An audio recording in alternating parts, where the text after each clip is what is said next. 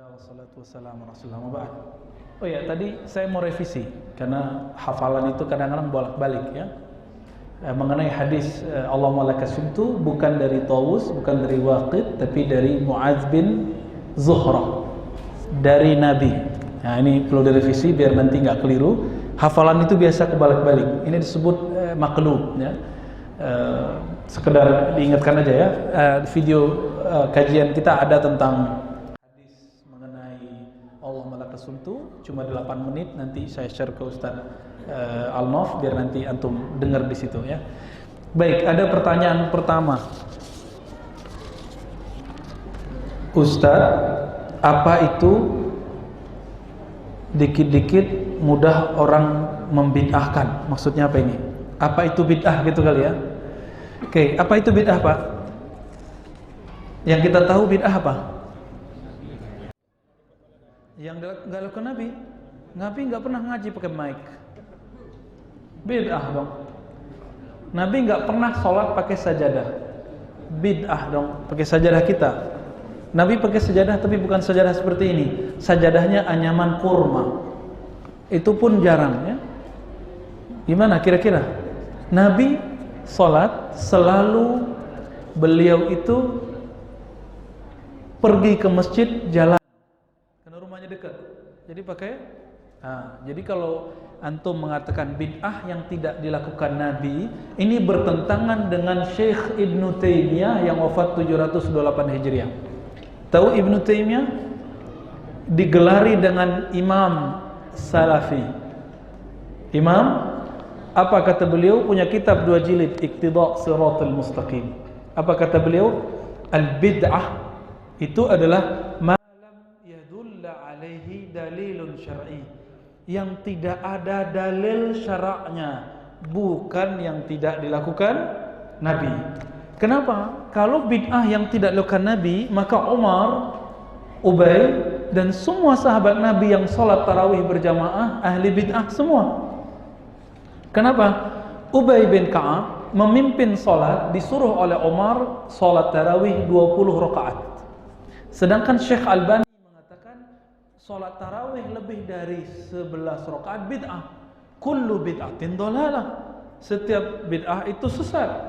Setiap sesat finnar. Finnar dong, masuk neraka dong Ubay. Berarti bukan bukan sahabatnya yang salah, pemahaman bid'ah kita yang bermasalah. Imam Ibnu Taimiyah enggak ngomong gitu kok. Padahal Imam Salafi. Pak. Ya. Jadi, apa itu bid'ah? Yang tidak ada dalil syaraknya. Dalil syarak ada berapa Bapak Ibu? Ikhwan akhwat fillah, ada berapa dalil syarak? Yang disepakati 4, tolong dihafalkan. Al-Quran, sunnah, bukan hadis. Kalau hadis, hidung Nabi masuk di situ. Hidung Nabi mancung atau pesek? Berarti memancungkan hidung sunnah dong. Nggak masuk ya. Jadi sunnah bukan hadis. Ini beda sunnah dengan sunnah itu yang jadi dalil. Kalau hadis belum tentu jadi dalil. Quran, sunnah, ijma'. Apa arti ijma'? Kesepakatan sahabat walaupun Nabi tidak bahas, Nabi tidak lakukan. Yang keempat, qiyas. Orang sini zakat fitrah pakai beras, pakai kurma, apa pakai duit? Atau di dompet duafa pakai gesek? Pakai apa? Nabi pernahkah berzakat fitrah pakai duit? Nabi pernahkah zakat fitrah pakai beras? Gak ada. Orang sekarang lebih senang dikasih duit apa beras? Allahumma sholli ala Muhammad. Berarti yang dimaksud zakat fitrah itu zakat yang dibutuhkan orang hari Idul Fitri. Apa yang dibutuhkan orang? Duit sekarang. Maka zakat fitrah kami katakan lebih afdal pakai fulus hari ini, bukan pakai beras. Karena Nabi nggak pernah zakat fitrah pakai beras. Nabi mengatakan farada Rasulullah, Ibnu Umar ya, farada Rasulullah SAW zakat al-fitr, di riwayat lain sadaqat al-fitr sa'an tamri atau sa'an syair. Nabi mewajibkan zakat fitrah 1 sa' tamar kurma atau 1 sa' syair gandum. Nggak ada beras di situ, nggak ada rupiah di situ, apalagi gesek ya. Ini lembaga zakat bid'ah semua nih. Dompet duafa, rumah zakat, ahli bid'ah semua. Kenapa? Menerima transfer rekening. Nabi nggak pernah ya. Nah, ini Pak, Imam Abu Hanifah dianggap sesat di zamannya karena mengatakan boleh zakat menggunakan senilai dengan kurma. Dianggap najis oleh Imam Muhammad bin Zaid. Sama-sama imam, tapi mereka saling ejek karena info yang mereka terima salah. Kalau mereka tahu Abu Hanifah, mereka nggak akan bilang gitu. Di saat Abu Hanifah wafat, apa kata Muhammad bin Zaid? Taharatil ardu najasataha. Bumi telah mensucikan najisnya. Ini sudah pernah kita bahas di tempat lainnya. Dianggap najis tuh Abu Hanifah karena salah info. Bukan berarti Muhammad bin Zaid bodoh, enggak, salah info aja. Oke. Jadi saya husnuzon, jangan-jangan ustadz-ustadz kita yang saling tahzir mentahzir salah info ya. Siapa tahu. Jadi bid'ah itu bukan yang tidak dilakukan Nabi, tapi yang tidak ada dalilnya. Nabi tidak lakukan, ada dalilnya, kita amalkan gitu. Apalagi ada yang diperdebatkan, ada maslahat. Contoh BPJS, Nabi pakai BPJS ngapa? Haram nggak? Wajib sekarang pakai BPJS Pak. Tahun 2020 antum nggak pakai BPJS, nggak bisa buat paspor, nggak bisa buat SIM, ya, nggak bisa jadi warga negara kita. BPJS. Kan ada yang bilang riba, no, bukan. BPJS itu maslahatnya lebih tinggi. Dulu orang sakit, mati sakit. Sekarang orang sakit, masuk rumah sakit cuma bayar dikit, ya, yang nggak ditanggung oleh BPJS Kesehatan. Nah, maka BPJS masuk ke maslahat. Ini bukan lagi kampanye Pak ya. Bukan kampanye BPJS, bukan. Ini contoh aja. Nah, contohnya apa lagi? Nabi sahabat sekolah nggak? Nyantri nggak? Enggak ya. Terus kita masukin anak kita ke tahfiz segala macam. Kan sahabat nggak pernah sekolah.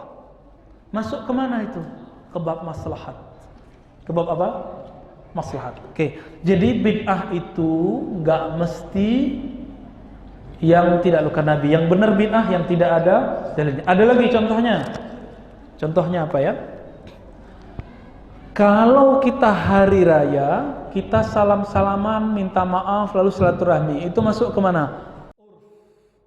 Uruf itu bahasa lainnya adat. Mudik. Orang Pekanbaru mudiknya macam-macam ya. Ke Medan, ke Padang, ke Jambi, ada yang asli sini. Ada yang udah gak mau pulang-pulang ya.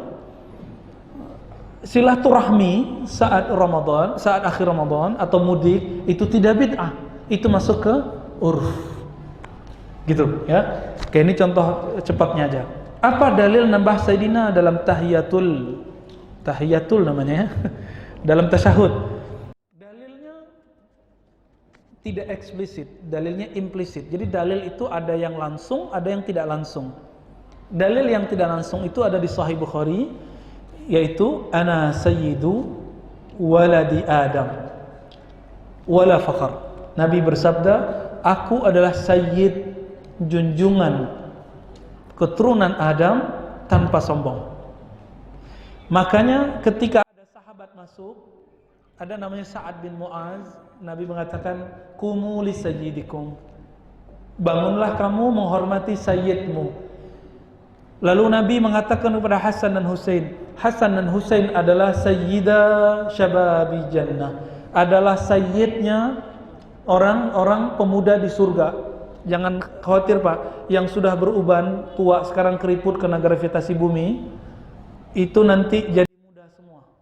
Dan siapa sayyidnya? Sayyidnya adalah Hasan dan Husain. Ini bukan hadis Syiah, ini hadis Ahlus Sunnah, hadisnya sahih. Kalau Hasan Husain disebut sayyid, Sa'ad bin Mu'az disebut sayyid, maka Nabi lebih utama dipanggil sayyid. Maka beliau bilang, ana sayyidu waladi Adam. Ini keturunan Adam apa keturunan kirdun? Keturunan monyet. Keturunan kera apa keturunan Adam?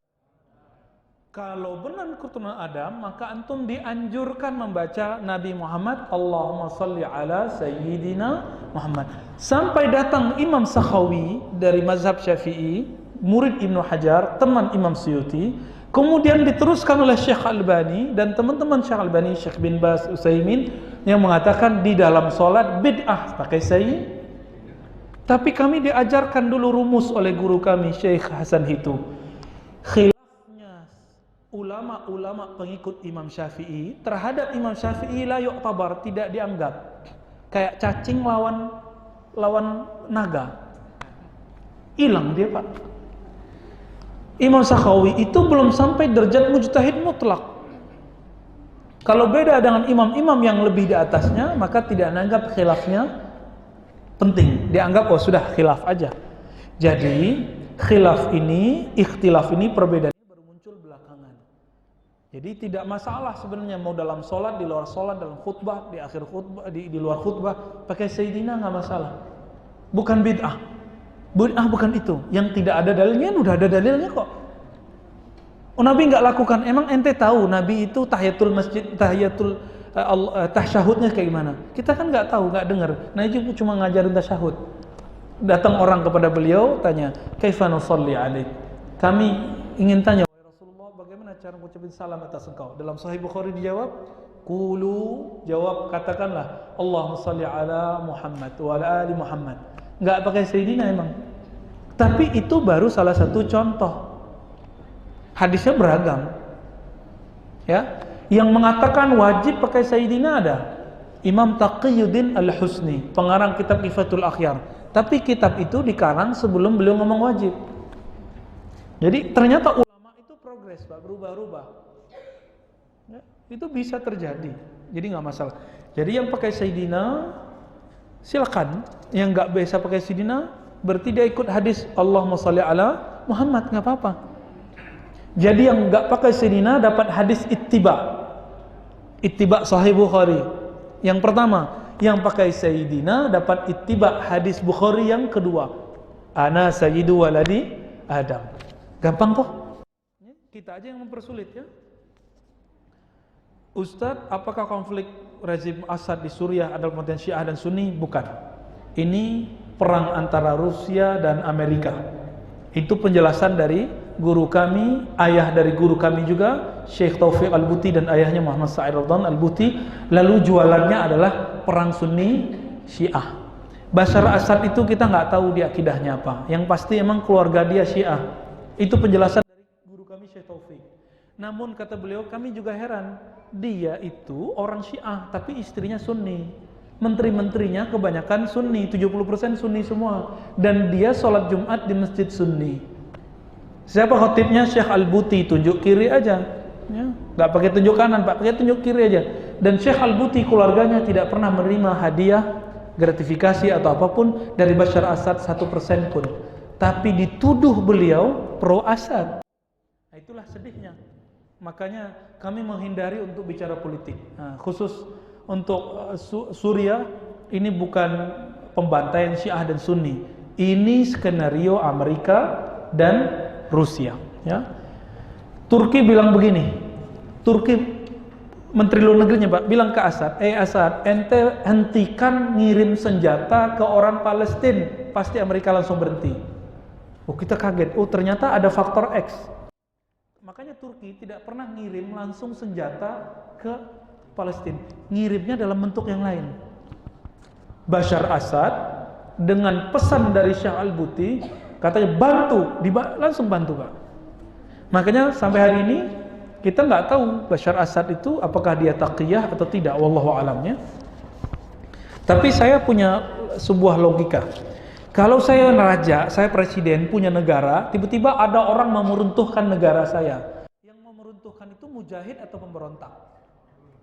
Tuh, antum sudah tahu jawabannya ya. Itu yang buat skenario-nya Amerika. Makanya para pejuang-pejuang ini ada yang jihad beneran, ada yang berontak. Kelompoknya lebih dari 10 kelompok. Ada ISIS, ada Al-Qaeda, ada Nusrah, macam-macam namanya ya. Pecah, sama mereka saling bunuh. Di kota Aleppo, tempat salah satu guru kami di sana.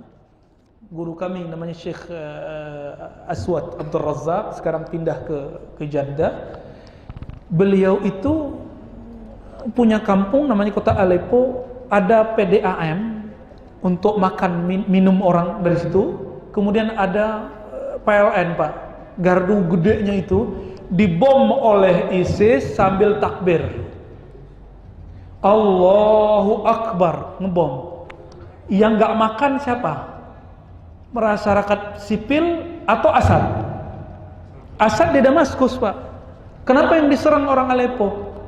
Maka saya mempertanyakan, jangan-jangan antum nggak jihad gitu? Karena jihad nggak mungkin menyengsarakan orang sipil. Nggak mungkin, dalam Islam tidak boleh menyengsarakan orang sipil. Nggak boleh bunuh anak kecil, nggak boleh bunuh orang tua, nggak boleh bunuh perempuan.